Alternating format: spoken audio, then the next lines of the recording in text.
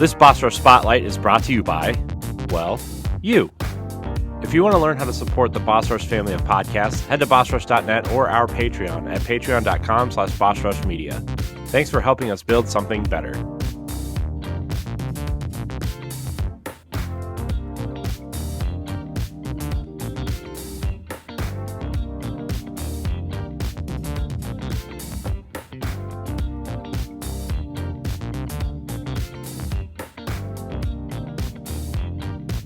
Welcome! My name is Stephanie, and I will be one of your hosts here for the Boss Rush Presents Spotlight, or Developer Spotlight. I am joined by my better half, PK Power. Pat, say hi. Hey. How are you? I'm doing all right. How are you doing, Steph?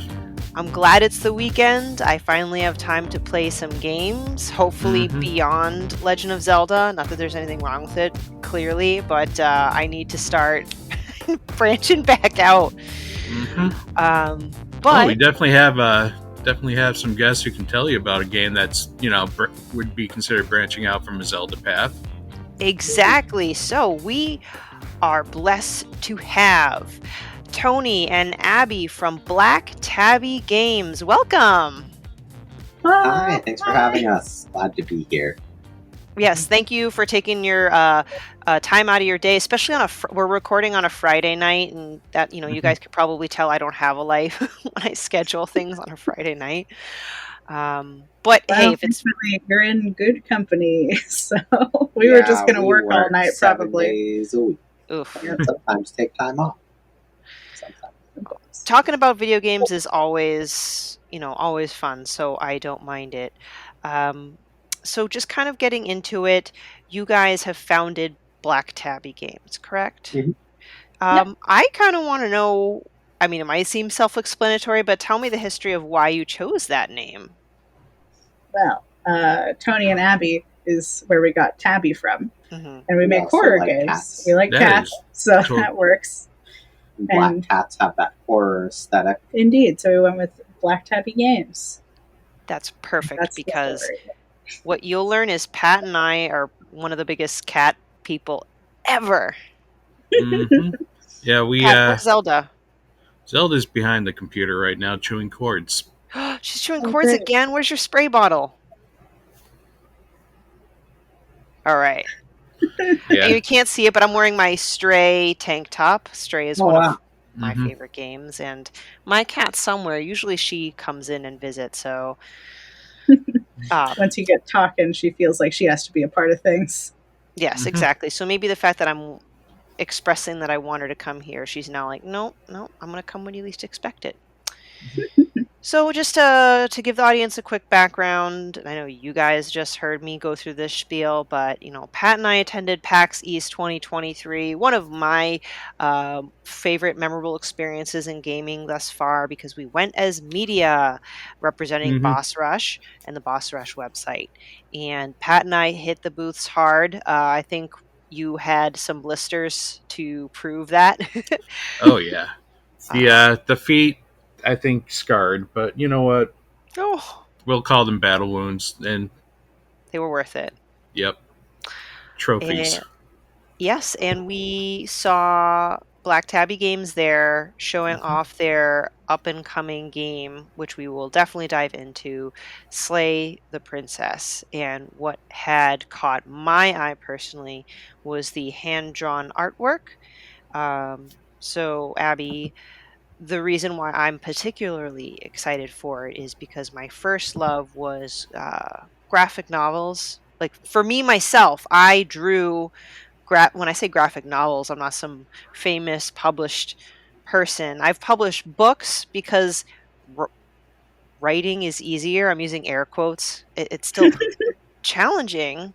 I don't want to brush either side off. And here's another thing. I don't know about you guys growing up where you were, but when I was a teenager, preteen, comic books and graphic novels were dorky and nerdy, and I got bullied for it. I still drew it and I still liked it, but I'm just saying, oh man, it probably doesn't make sense to publish them because no one's going to read them because they're dorky and silly. And now everything nerd culture is awesome.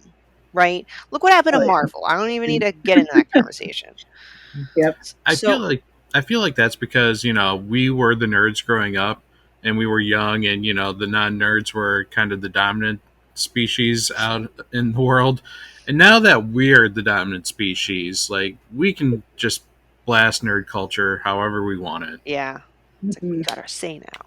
So Mm-hmm. no lie, back there somewhere, I have wads of my drawings on that like A6 or A5 like manga paper with the different kind of pens that have the different sizes and the alcohol based markers. So from there, I just have a huge love for anything hand drawn. I know That's wonderful. digital art is fantastic. I'm not blasting it by any means, but I don't know.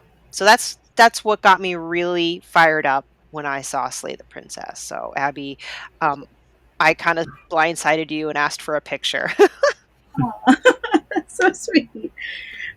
Yeah, I come from comics. I have 7 graphic novels under my belt, and I also, of course, drew comics growing up. So What? I very much must been find. yes, I recommend The Crossroads at Midnight. That's my most recent book before we started work on Scarlet Hollow. It's the Okay. project I finished up right before launching into episode 1 of Scarlet Hollow, which is our other game. So I have been an artist for a long time. And there is just something about drawing on paper. It has a different quality to it. Like digital art, you can do a lot of stuff with it. Mhm. And I do scan it in and I process it digitally, and I do a lot of digital coloring for Scarlet Hollow and other work like that.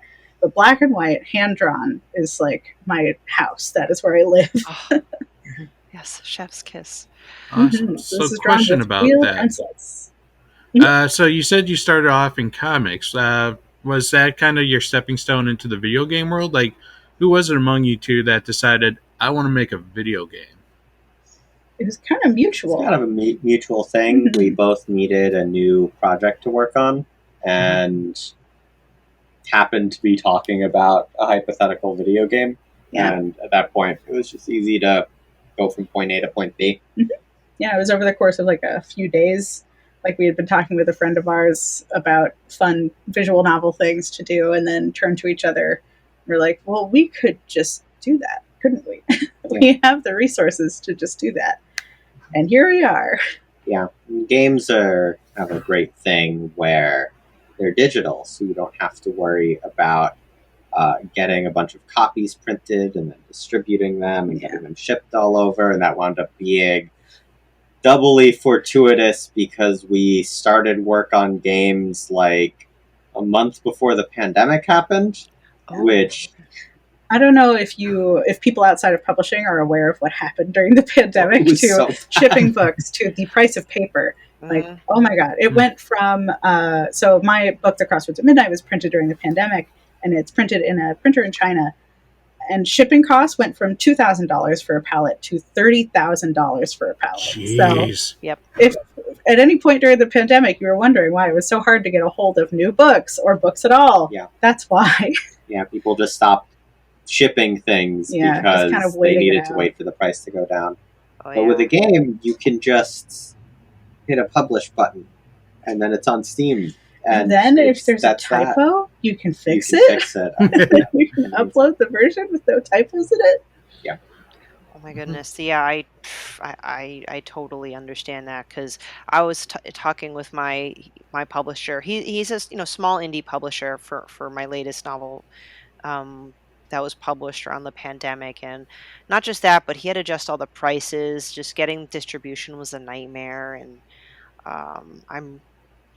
I don't mean this like, well, hopefully you'll get what I mean. Like I'm shocked he's still in business, and again, I mean that not in an insulting way, but just like most businesses, especially in the publishing industry, were hit very hard.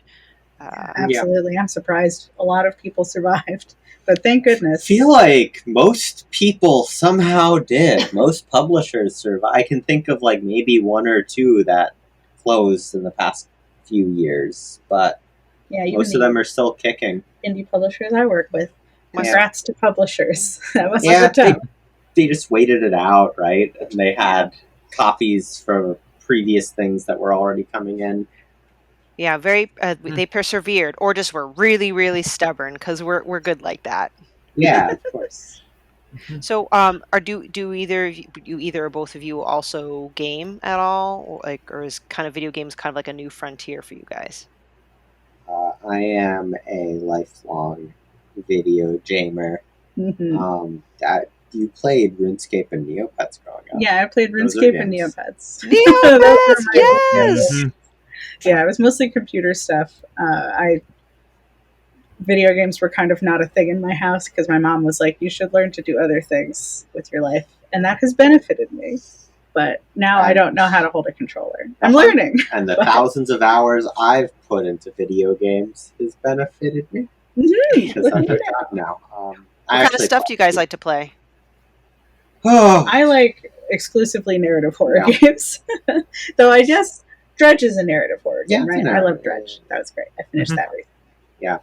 I will say I feel like I've definitely played a lot less games now that we're working in them, just because playing games now feels like work, and there's just a thing that starts to go on in the back of your head where you pick something up and then you think about, how is this designed? How did they do this? How would I approach this if I were the game designer? So it becomes pretty labor intensive. That was me with comics, and now me with games. Yeah. Slowly, I'm chipping away at all of my hobbies. Eventually, I'll only have work. Right. I'm sorry. That's got to be one of the worst feelings when, like, what you enjoy and love all of a sudden just starts, becoming work. Yes and no, because, like, part of the way it becomes work is you get to view things through an entirely different lens, so it transforms the experience. I feel this a lot with not even just games, but listening to narrative podcasts or watching movies or consuming any sort of media, where once you have been in the weeds enough, you get to look at it from a completely different perspective. And I enjoy that perspective more than I think even if I put more time into it in the before days, I enjoy the new perspective more, if that makes sense. If you want to be a Patreon producer, head on over to patreon.com/bossrushmedia, and find out which tier is right for you.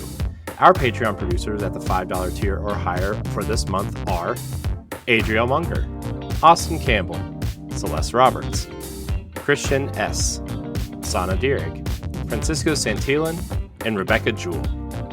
Thank you for your continued support. Well, I was actually just playing a video game this week called Decarnation, and to me, it honestly, the game had some really disturbing content in it, and I was thinking to myself, it's because it's a video game that this just like hits me so much harder. Like, it's a game about a woman who gets kidnapped and, held against her will in like some guy's basement. You're going through her mind and what is she thinking right now? And like just seeing her lose her sanity to a point where she goes into like Stockholm syndrome. And it's like the video games almost made it a perfect medium to like tell this story because you're experiencing it with her. Yeah. And, that's just like amazing that you can do that with this.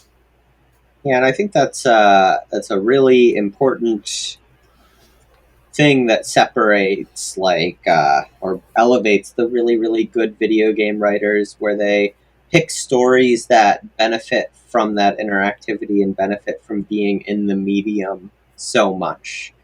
So it's like for our work, we're both writers. We really zeroed in on stories where player choice and agency and the perspective that comes from having to make decisions within a narrative are important to the thematic core of the story, and that those narratives wouldn't work outside of the context. And I think it makes for more effective games. Do you have thoughts on this, Abby? I'm talking a lot. I agree with your thoughts. Wow, thank you. It's a very different experience. And I think retelling similar stories in different kind of context, like adapting video games is very hard because so much of it is the interactivity. Like even just the story itself hinges so much on you actually experiencing it as the character. Yeah. Even for linear things. Mm-hmm. Even for linear things. So you're just hearing that reminds me of a very popular, I don't know if it's the right word, Pat, article on our website. It was an editorial that video games are not art. I think it was a response piece to video games are art. I'm trying to figure out which one came first. As you can imagine, that prompted lots of comments and conversations about the idea of video games as an artistic medium. I'm obviously on camp video games are art, but just having this discussion with you guys show that it's just it is not just, it is another medium of where one can consume content, but in this case you've that added layer of interaction. Yeah, I think that's really what sets video game. I mean, of course, it's what sets video games apart. Yeah. Yeah, and I think there's also just a component. This is an old debate stoked by Roger Ebert back in the day, and I think so much of it just comes down to as an artistic medium, video games are still in their infancy, right? Like painting has been around for centuries, if not millennia. Video games have been around for, if you're being generous, 50 years. And there wasn't even a capacity to tell anything beyond the simplest story until a couple decades into that. So I think it's very much a medium, and it's so much more complicated than so many other forms of art because it's the intersection of so many artistic skills. Just like a movie requires directing and cinematography and costuming and acting and writing and all of these other things. It's like video games are that, and then you have to put on interactivity on top of it, and there's 50 million ways you can make something interactive. So, of course, it's going to take a long time for the medium to mature, but there's been some really, really incredible stuff that people have been making lately. Yeah, I mean, it's mostly like it's in its infancy, and yet it is already so good. Mm-hmm. So, wow, imagine. Yeah, I think we're lucky to be living through it, right, Pat? Yep. You know what? This is probably one of the good things about the time that we live in is just our video games are pretty awesome right now. Yeah, we got good video games. Yeah. Mm-hmm. One good thing. Well, speaking of video games, this might be a good time for me to ask about your first game first before we get into the real meat and potatoes. Tell us a little bit about Scarlet Hollow, because I've looked it up on Steam and tried to do my research, but it's way more fun have you guys talk about it than me just prattle on. Mm-hmm. Scarlet Hollow is an episodic visual novel with a very interactive narrative. Extreme branching in that one is kind of our focus. So the story is basically you are contacted by a long-lost cousin who says, your aunt has died and you should come to the funeral in this small town in North Carolina. So you show up and things start going wrong almost immediately. We're currently on episode 5, like we're working on episode 5. Episode 4 was released earlier this year, and there are planned 7. So it's going very well. People really love it, and I'm very, very happy with it. Yeah. Cool. So, like, what brought in the inspiration of Scarlet Hollow? Like, what made you think? Like, was this the first idea that you came up with, or were there other ideas before Scarlet Hollow happened? It's a transformation of the first idea. The first idea was an anthology game where it was a series of dating sim scenarios that took place in a small town, but all of them would quickly veer into the horrific. So you might go on a date and your date might start melting in front of you. Yeah. Or it was only that for a day. Yeah. But I do still like that idea a lot. Yeah. But the bones of that are still in it. So a lot of them are kind of these disparate stories that all take place in one town that are all connected in a very complicated web. And your choices in each episode carry over quite a bit. So, yeah, we take the whole "your choices matter" thing extremely seriously. yeah, like we're focusing on art and writing first and foremost. We're not doing like mini games to try to spice things up. We're just focusing on making sure that you feel like this is your unique world. And that is what we have been hearing from people. So I think it's working. Right. Yeah, no, Love we that. haven't gotten comments about choices not mattering or people expressing doubt about our ability to make choices matter in a long time. The script for the first the first 4 episodes is 600,000 words long currently. You maybe see like 150,000 of those on a single playthrough, and a lot of it are just these small changes that reference and incorporate previous decisions you make. We also do a very fun thing where we developed a relationship system with characters in the game where instead of doing a typical, this person likes you or they don't like you, and if you give them a rock, you'll get, You get plus two heart. 2 like points, and if you give them a flower, you'll get 2 disapproval points. So we Yeah, have not like a there's anything wrong with that no, system. but But we decided if To we're focusing build on on it. story and we're Yeah. focusing on making them feel like real people. so we do something that has it's 12 separate variables that we track, and then a lot of character dynamics and dialogue and what sprites are being shown are often a factor of multiple variables. So like some of the more common ones, we have like an axis that we call like agreeability versus adversarialness, which is something that might take the place of a typical "you were nice so they like you" type situation, but it really just is a surface level measure of how nice you are. And Characters then can choose, because we write them, so we can write them as people, to react to that in very different ways. So Right. just like being nice to somebody because you feel like you should be nice to everybody will actually get you bad points, I guess, with some characters. right, so it's like Because they think that you're being a kiss ass. right, so there's like another axis that looks at the emotional depth of your relationship. So if you're doing a bunch of agreeable things, but the rest of the relationship is emotionally closed off, that's when a character might be like, "Oh, you're just fluffing me up. You're just kind of being polite, but you don't actually care about me." Like disingenuous. We have a lot. Yeah, exactly. We have a lot of ways. Like we also have a trait system where at the beginning you can pick 2 different characteristics that then kind of define your character and gives you a lot of extra dialogue and some very important choices. So that kind of means, paired with the relationship system, that it's got a lot more RPG elements to it and a lot of replayability. So I was going to that's say, kind of Pat, it's almost kind of like RPG territory when when Dude, we're getting into like real life territory here.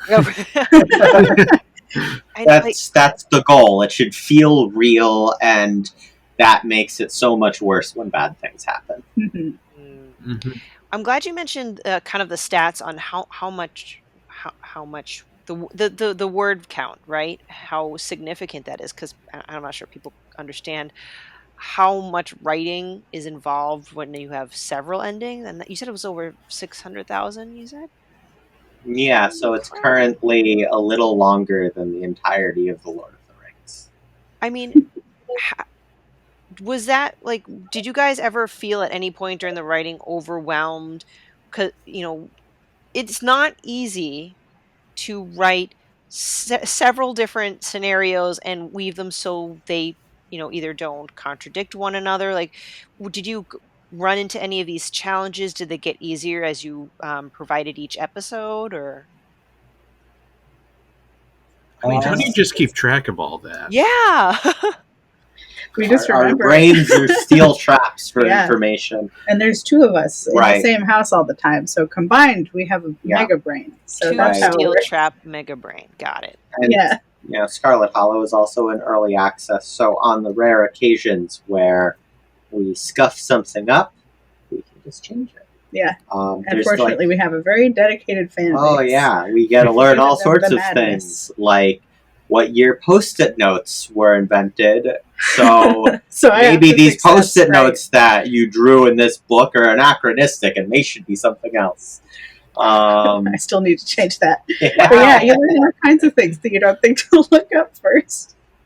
But and I feel like we both are very detail oriented in our approach to media. I know that so a lot of like fringe experiences that I brought into like my contributions for games writing were a combination of running tabletop games, where you have to keep a lot of things straight, and then also just like getting very into discussing other complicated narrative games. Anything in the middle years for BioWare was something that I was super involved in, so really, really liked reading everyone's long theories on Mass Effect when the third game dropped and on the Dragon Age games, and there are hundreds, if not thousands, of decisions in those games to keep track of, and I guess just being into reading discussions and theories about that was a type of exercise that was good preparation for games writing. Wow. Yeah, so I'm soaking it all in. Holy moly. So how has your experience been putting your first game on Steam, and did you seem to like, how did you go about developing that fan base? Did they just kind of happen to flock to you? What was it like dealing with feedback? I'm curious as to how that experience was.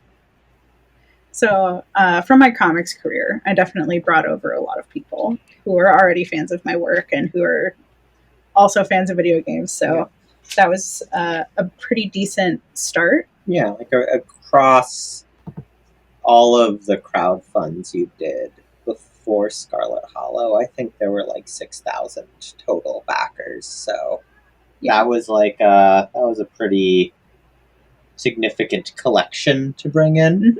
You had a pretty good, still have a pretty good Twitter following, so that helped a lot. Mm-hmm. It was definitely an uphill battle learning how to market things on Steam, and I think it's worth mentioning how much smoother the process has been for Slay the Princess, our second game, than it was for Scarlet Hollow. We have learned a lot. We had to learn so many things, like timelines for putting pages up, what works well on a Steam page, what kind of things do people engage with, do you do demos, do you do early access, what's the value of a wish list, how do you convert into things. It's a lot of stuff that, you get a lot of different information from different people, because it's never just going to be one-to-one for everybody, like perfect all the way down, and there's definitely a checklist and you just do all these things. Like, we're doing something with Scarlet Hollow that most people would just be like, you can't do that. Like, early access, episodic releases of a linear narrative, and it's a visual novel. And you only pay once, and then every new episode is just a free update for that base price. Mm-hmm. But kind of having our feet on the ground and having to make it work in the moment, I think was really good for learning how to market it, and it's still going well, even though it has all of these things that usually don't work. I think something that's worked really well for Scarlet Hollow is it is a mystery game as much as it is a horror game. Every episode ends on a cliffhanger, and the deeper you go, the more tiny little details that you can find that maybe are relevant to piecing together the larger mystery, and we've been able to kind of take the excitement that people have when they finish a playthrough and funnel that into a Discord community. Our Discord is a little under 6,000 people right now, so it's pretty vibrant. And yeah, the Scarlet Hollow folks do a lot of chatting. Yeah. A lot of notes comparing. It's at the point where it's just kind of self-sustaining, which is great. But it was very, very hard to get there, and I think it was a combination of everything you brought to the table community-wise to start with. Also, your amazing talents. Oh, thank you.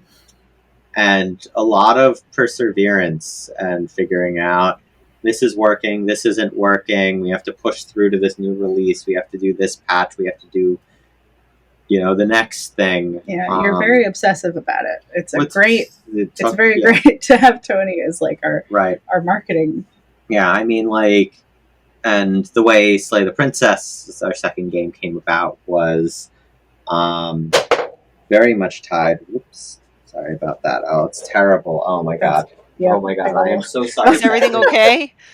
Oh, I just dropped Tony's a been little fiddling thing with I've been fidgeting a with. glass Oh ball. no, it's okay. I was like, oh my gosh, like you must have like dropped something. No, it just probably made some bad sound on the microphone. But anyways, Slay the Princess as a concept came about because marketing an early access visual novel, even when it was doing well, was an uphill battle. And I was tired of coming up with new ways to engage people on Twitter and emailing influencers all the time. So that game very much came about as what if like all of the time I was spending on marketing was spent writing a script for a second project, and what if there's a bunch of things we can do with the art and the other components that minimize the time sink so we can continue delivering Scarlet Hollow in a timely manner, but then have another finished project under our belts. Yeah, and that has paid off. Oh, yeah, it's been great. Yeah, like Slay the Princess is very much fed into Scarlet Hollow's continued success. So. Yeah, it's the number one driver of sales for Scarlet Hollow. Yeah, so if you're ever struggling with your first game, just make a second game. Uh-huh. Don't do that. Don't follow that advice. But It's a George R. R. Martin way. You don't want to do that. To pay off. Nice. I mean, it seems like it's working very well for you, and that's a very excellent segue. What was it like having Slay the Princess showcased at PAX? Was that your first PAX, or as a game studio? Yeah, mm-hmm. I've worked a booth for comics before, actually, mm-hmm. at a handful of them. Yeah. Abby got her comic start on an online reality show hosted by Penny Arcade to find the next great webcomic. Yeah, where she placed second. I was second. Wow, nice. I was 20 years old. Yeah. Did it. So yeah, awesome. That launched my comics career. So. All right. Well, then, in this particular case, PAX was especially special for you guys. What was that experience like, being on the floor and having people play your game in front of you and ask you questions? Absolutely amazing. For one thing, I'm so used to tabling with comics where, you're selling something the whole time. So you're very much glued to the table. Yeah. You're constantly doing transactions. And any minute you spend away is a minute that you could be making more money. So it's very stressful. This one was much more chill. I could walk away from the table sometimes. Right. I feel like... Not that I wanted to, because there were so many people playing it and they were having so much fun. Something I liked a lot, and I've only been the eye candy at Abby's comic booths. But something I really appreciated about the difference between this PAX and other ones was the fact that it's like people were at this booth because they thought the game was cool and they were there for the game. Whereas, and I mean, this is also a good thing that they were at your booth for you and to interact with you and to buy a book from you. And if they'd already had your other books, to get you to sign them. But it did feel like the game was speaking for itself. Yeah. So that really felt like something. You guys were in the spotlight area. That's a huge area to be in. Like, other people had little corner booths that, may not have been as visited as the spotlight. So. Yeah, it was great placement. We had a big speaker. We have really good voice acting in our game. So that was a huge draw for people. And I think just being able to see someone play through and see different paths constantly. Because there are 11 paths in the demo alone. So it was a pretty good variety. Yeah, the fact that you could hear and engage with someone else's playthrough, or maybe two other people's playthroughs before you got a chance at the booth, instantly makes the most difficult sell of the game, which is, no, there's branching, your choices really matter. Every playthrough feels different, which is like that's something that's so important about games, but it also has been so subsumed into just like marketing language, especially marketing language for things that sometimes overpromise, that you can't really say that anymore without being met with skepticism. But I think having it play out in front of Exactly. people was To, an entirely to be able different to thing. see two entirely different things on two screens while you're waiting means a lot. Yes. So I was just trying to pull it up so I don't so I can read from Steam. But so Slay the Princess is a choice-driven psychological horror visual novel / dating sim with dramatic branching, light RPG elements, and hand-penciled art. Let's see. Not intended for children or those easily disturbed. Just want to throw that in there.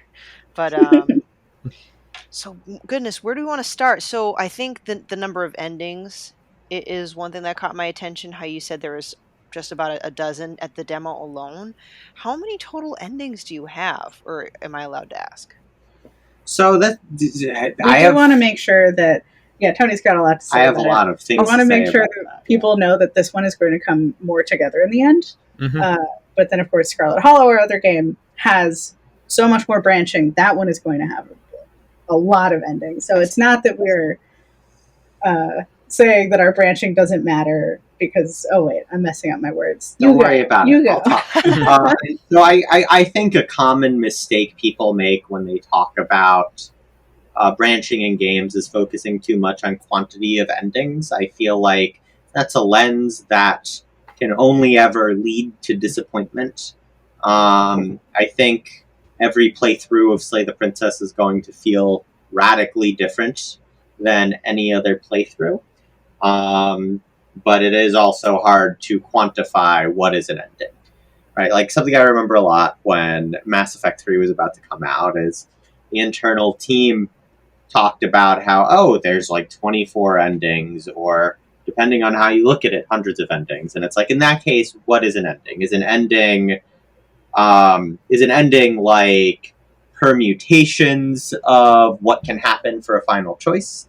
Is an ending the accumulation of all of the choices you've made over the course of the game? Because like state of the Mass Effect universe is wildly divergent in almost infinite ways if you look at every combination of things. But when it comes down to it, the game came out and everyone's like, well, there's 3 endings. Red, blue, or green. Red, blue, or green. I'm a ride or die for red, personally. Abby picked green. But all of this is to say, I think it's better to place emphasis on the journey. I'm also trying to be very careful about saying anything about ending states about Slay the Princess, lest the fan theorists on our Discord make assumptions and then set themselves up for those assumptions to be undermined in some way.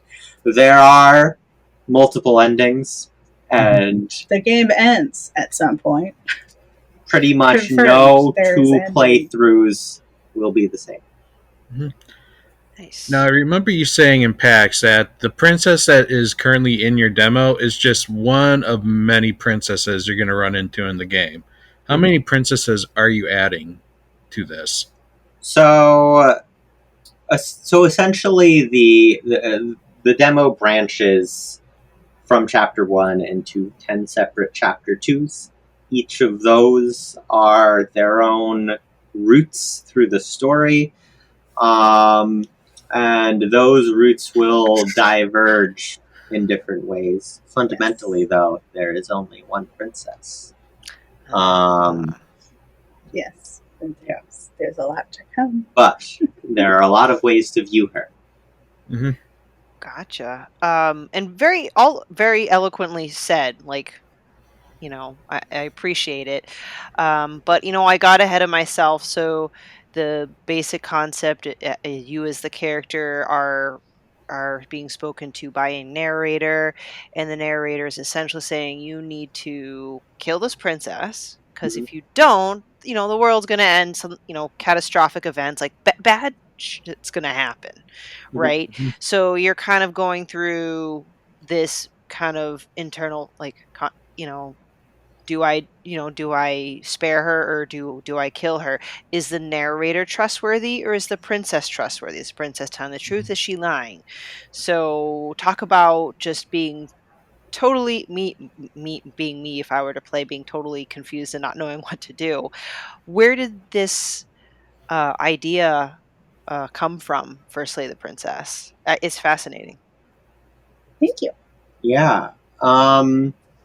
So it definitely started from we talked about earlier in terms of what's a game that's more limited in scope than Scarlet Hollow. It kind of grew from the limitations that we placed on it. Yeah. So the initial limitations were, what is a good horror concept that has one location and one character on screen, to really, again, minimize things and make it quickly. Can't talk too much about what the initial concept was because spoilers. Fair. But it sort of came from that. I think that there's some pretty clear influences that have made their marks in it. Heavy influences from the Stanley Parable. Yes. I got the Stanley Parable one like immediately with the narrator. Yeah, heavy influences from that. Heavy influences from Disco Elysium. I enjoyed. Yeah, I see a poster in the background. Is that from Disco Elysium? Either that or I need glasses. Yeah, it's our Kim Kitsuragi display. We've got a few of them scattered throughout the house. Love the art in that game. But I was enamored with just the entire concept of your skills talking to you in that game. Was not originally going to do something like that, but what was I going to say? The little guys who pop up.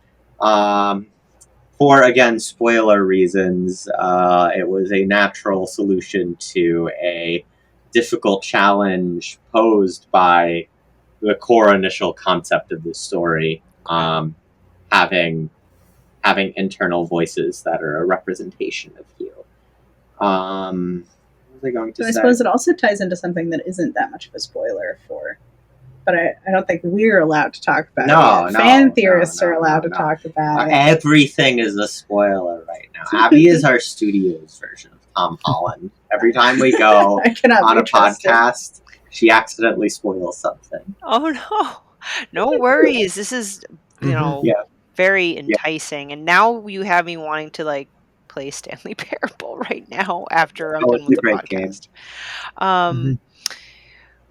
To you, Abby, real quick. So only because I've seen Slay the Princess in person. Can you describe kind of maybe just a high level, a day in the life of like how you prepare hand-drawn art? I mean, this I guess still applies to Scarlet Hollow as well. But since we're on the topic of your current game, Slay the Princess, your process from drawing, I'm sure various iterations of the same drawing as the dialogue progresses, scanning it, rendering it. I would love to know this process. Well, I know it's a big question.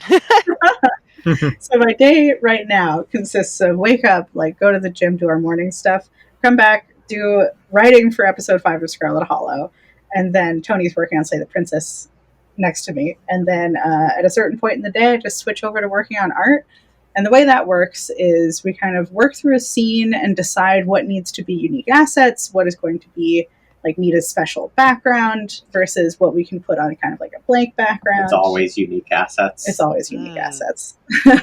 We're just finishing up one of the more complicated art routes. It's thankfully one of the first ones we're doing. Yeah, but it's like 200 unique sprites or something like that. Yeah, and it's all... Oh, actually, well, no, I can't share any of that. It's spoiler art. But, so my process is basically I have, like, my backgrounds, and then I have a see-through paper that I put over top of it, and that's where I draw all of the sprites so that I can figure out where they're going to be positionally, and then I can draw other sprite, like, things I'll switch out so that it could be, like, a sprite that talks or a sprite that moves around, so...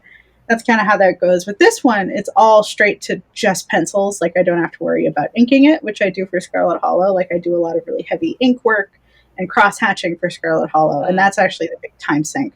Yes. Yeah, so there's a second big time sink, which is, I assume this is an audio-only interview, so we can't show paper. It is audio and camera on. So. Okay. I work on 18 by 24 paper, so For it's Scarlet about Hollow. poster size, like a big poster. Yeah.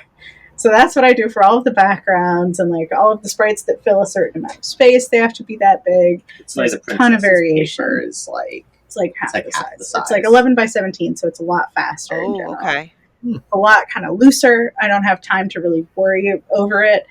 And also, like, there's a thing with pencils where if you work on it for too long, it'll just smudge to hell and back. So I have to be pretty quick. And I think that helps it feel really energetic. And I like to keep it really, like, fast and loose.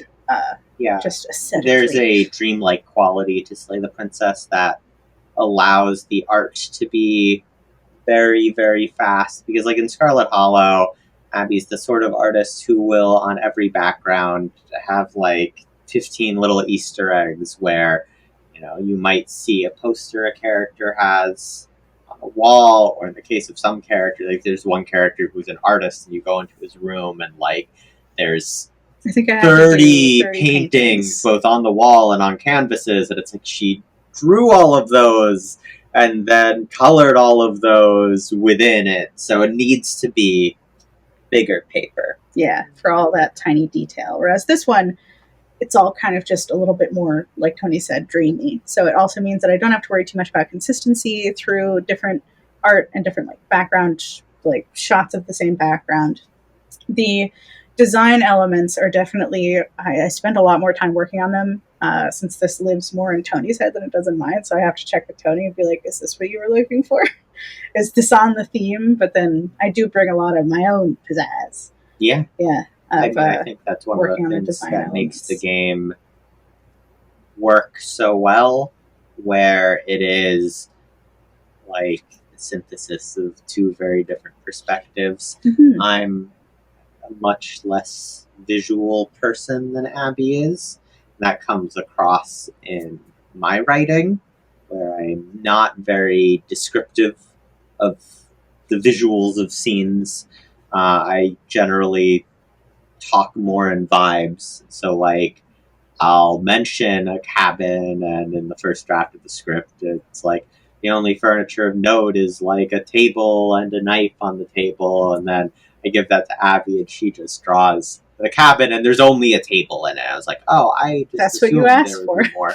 But like that interpretation adds a lot to it. Yeah, and it's the sort of thing where it's like, with a cabin like this, everything does mean something. So, you know, adding in a bunch of just cabin accoutrement does not make a lot of sense. Yeah. So I would have to like know why each element was there. That's how it always is with backgrounds. I'm also the jock husband to her goth wife vibe.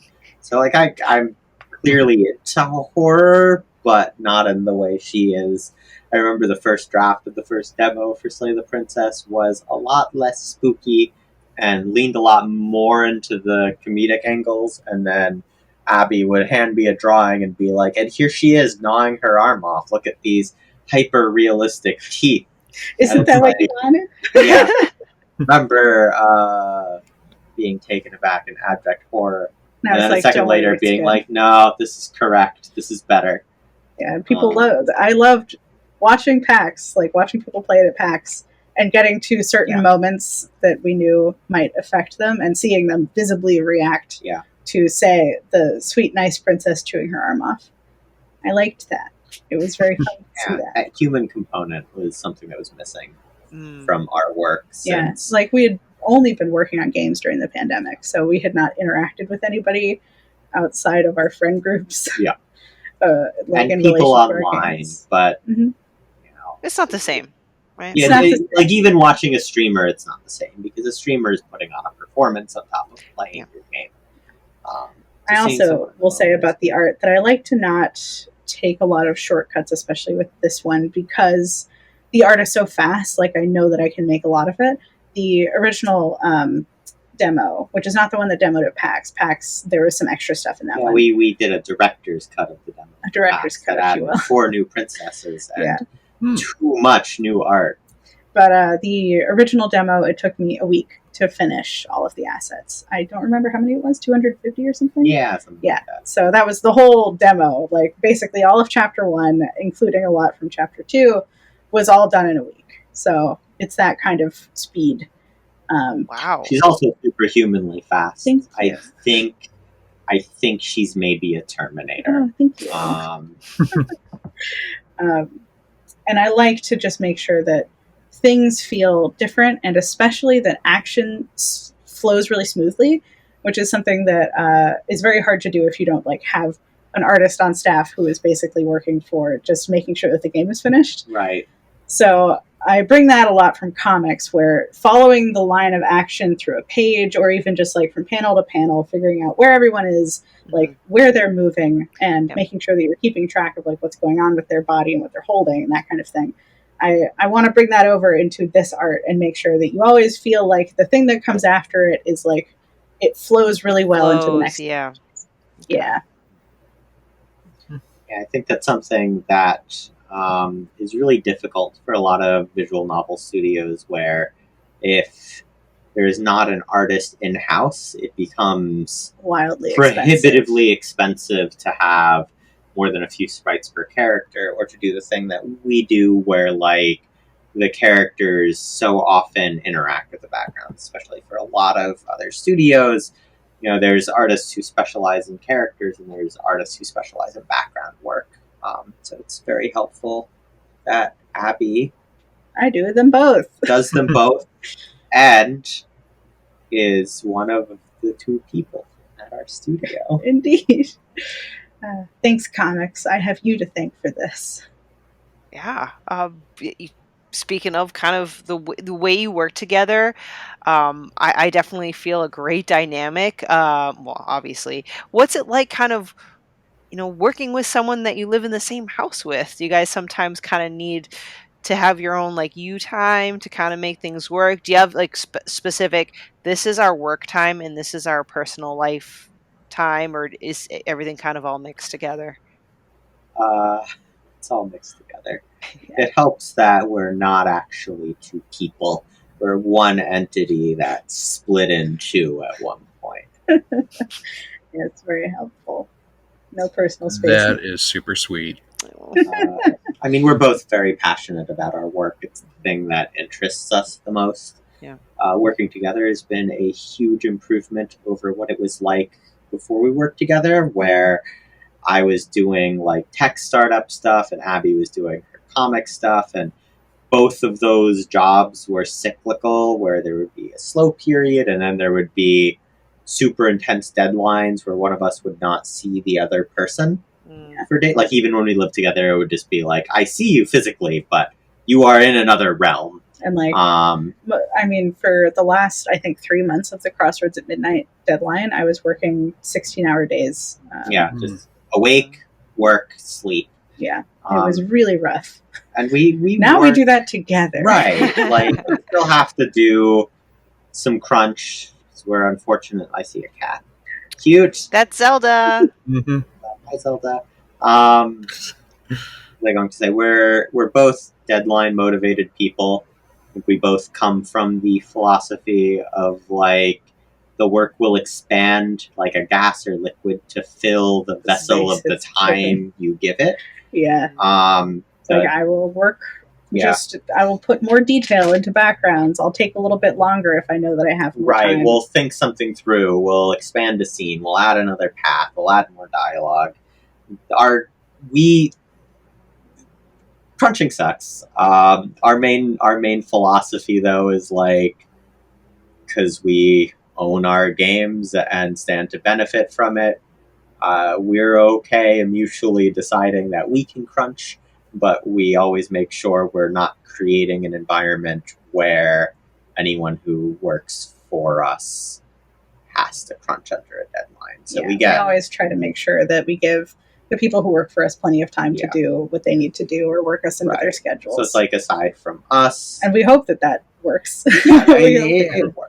weeks. Put you the extra crunch. I mean, no one else is doing even full-time work on our games. Aside from us, we have, I think the person we work with the most is our composer, Brandon Boone, who does a phenomenal job. Yeah, he is also so fast, so dedicated, and incredible at what he does. And then we have a sound guy, Phil, that we work with. Generally, I'll just send him a spreadsheet at some point. It's like, I need all these sounds, and most of them he'll have in his extensive sound libraries, and then sometimes he'll have to make something horrific because we said very specific things. Crush a few watermelons, what have you. And then we've got our voice actors too, but for the voice actors, it's generally like, and here's 3 days of back-to-back recording sessions before a release, and then I do my best to not annoy them with follow-up emails being like, this line was inaudible, or this word is wrong. But that's pretty rare. Wow. Yeah, I feel the only really big issue with having deadlines at the same time is that we're both just disasters for a little while. Yeah, we order a lot of DoorDash. Yeah, we wind up with food or just, eating trash while we can. Bonus question. What's your favorite DoorDash meal? Is it Buddha's? It's probably Buddha's. There's a nice vegan Chinese place. Yeah, it's fun. Ooh. And they always give you lots, and then we can just order a bunch and have that around. Yum. Yeah, it's very good. Nice. Now I got this this Chicago hot dog place called Portillo's near me, but it's always got the longest drive-through line. So if I ever have a hankering for Portillo's, I DoorDash that one. Yeah, it's for me the $5 delivery is worth it. Mm-hmm. Right. It's just the time it saves. Yeah. It's better than the way my deadlines used to be when. At least it's real food. Yeah, there peanut butter and dry ramen. Peanut butter sandwiches. That's basically it. Just peanut butter and jelly. Whatever I can throw together. A spaghetti. Just that twice a day, if that. And I just sit down at my computer or my desk and I just keep going. Gotta love games for elevating us above the poverty of comics and into the middle class of can order DoorDash when we're on a tight deadline. Yeah. Yeah. Peanut butter and jelly, mostly because I had $12 and I had to make sure that it could last me 2 weeks. Yeah. Now I'm hungry. Oh, gosh. I want ramen. Anyway. All right, cool. So all this hard work, collaboration with composers, sound guy, voice actors, where are you guys in the pipeline with completing Slay the Princess? I believe right now on Steam it just says releases 2023. Or is that still kind of like a moving target for you guys? Oh, we have a release date we've settled on. We'll be announcing it in the future. Yes. We and it is this year. Yeah, it is this year. It will be done this year. Work is going swimmingly. Absolutely. Are we going to be seeing this on any of the future showcases next week? We are not doing a Summer Games Fest announcement, but we maybe have an announcement as part of another showcase later this year. Ooh. Wow. I bet you it's Gamescom. It's not Gamescom. Well, you can't go around just confirming things. Yeah, Pat, keep guessing. We'll eventually rule it out. No, we want to be on. Jeff Keighley's going to be the one that announces it, and he's going to be like, I can't wait to play this game. Yeah. For my personal friends at Black Tabby Games. Nice, excellent. Well, Pat, is there anything else you can think of? Because I don't know. I've gotten a lot of awesome information. I'm very psyched for this game. I myself might have to just tide it over and start playing Scarlet Hollow as well. I know, Pat, I just asked you any questions. Rabbit hole. This is not even close, really, but I think when you said choices that matter earlier, Abby, it made me think of a game that I purchased from the Nintendo eShop. And I think it's the main title is Choices That Matter or something, and then there's like a subtitle of that particular story. Have you heard of that line of games? I don't think so. Yeah, let me quickly. I think it's called Choices That Matter, but not that I'm criticizing Choices That Matter games, them over you, but it's Sorry. So the game that I played, it's by Tin Man Games. Man. Choices That Matter, and their heroes were lost. That was the one particular title that I played, and there were a couple other versions of Choices That Matter. But in this case, Choices That Matter, and then the sun went out. Choices That Matter, and their souls were eaten. I see. It's like a collection. But in this case, I think it's just a text narrative. So take all that's really awesome about Slay the Princess and make it just text, which I know it's just not the same. When I play, it can still be very good. Yeah, no, and that's something. I'm not poo-pooing on Tin Man Games, but when I played it, I did like kind of almost like a similar, very, very, when I say wordy, like it's text heavy because you are going on this adventure and your choices do actually matter. I played it through a couple of times and got very drastically different directions. There were some sound effects that did kind of play into the ominous creepiness, especially since with those games, like I couldn't see anything. So I'm like, oh my gosh, what's happening? Where's it going? So I'm now kind of seeing Slay the Princess as kind of like an evolution off of that type of a game, but with Abby, with your excellent, drawing artistic skills. So good. That's my history behind that. There you go. Sorry, I was rambling. Pat, do you have any other questions for our guests? Oh, sure. So, after Slay the Princess, what's next for you guys? The rest of Scarlet Hollow. Yep. And that'll take us a little while. Well, we're going to release episode 5 probably next year. Definitely next year. Yeah, next year. It won't be this definitely year. going to be next year. It'll be We're releasing another game this year, so we got some time. And it's going really well, though. Yeah. It's very complicated already, and it's very interesting. Every new episode gets bigger. Mm-hmm. And then episodes 6 and 7 are going to be released as one. Okay. So that's going to take us a while to finish. Year and a half. Yeah, because episode 7 is going to be quite the endeavor. I cannot wait to tackle that. That's when everything comes back. Yeah.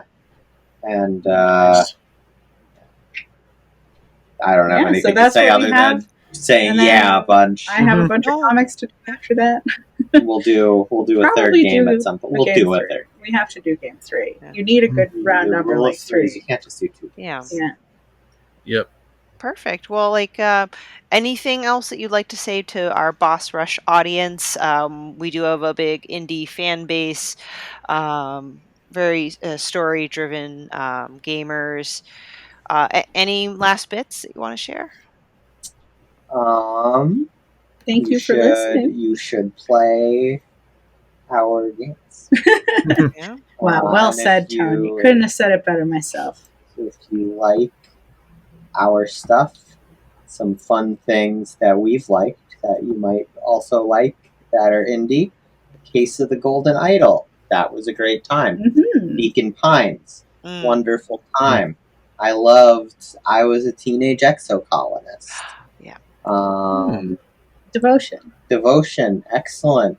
Abby likes the mortuary assistant. I do. This is our little list of indie plays. Yeah. Nice. No, we will definitely put your we have your website where you have a demo for Slay the Princess. We'll definitely put that into our Discord and show notes. Awesome. Yeah, and thank you so much. This has been awesome. Yeah, and we've partnered with Crit Rate. I don't know if you got to speak with the guys of Crit Rate at PAX, but they're kind of like a gaming recommendation system. Yes, I think I talked to them a couple times. Yeah, I think so. I remember that. PAX is a blur of tired feet and excitement. Mm-hmm. Yeah, no, totally get it. Well, right back at you. Thank you so much for your time. I've learned a lot. about your game. I'm very excited to play it. I'm excited to talk about it. And I hope we be in touch. But until then, good luck with everything. Best of luck on the launch and all that good stuff.